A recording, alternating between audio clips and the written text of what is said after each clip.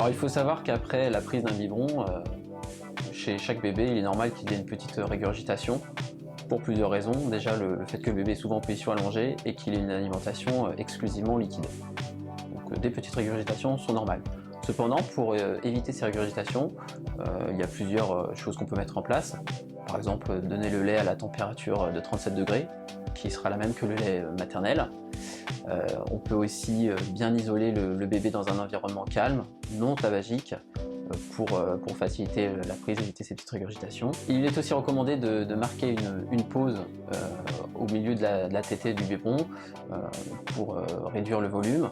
On peut aussi envisager de changer de tétine si jamais le débit est trop important pour la tétine.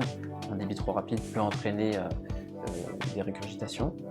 Il faut aussi bien penser après le biberon de mettre le bébé justement en position verticale en tapotant un petit peu sur le dos pour faciliter un row.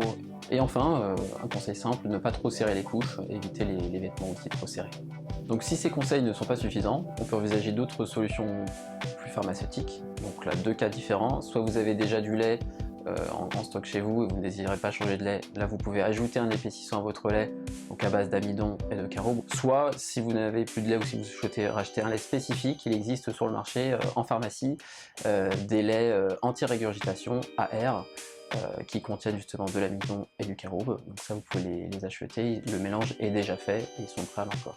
Le caroube est vraiment le plus efficace en termes de qualité pour les régurgitations, donc il sera à préférer pour les régurgitations sévères.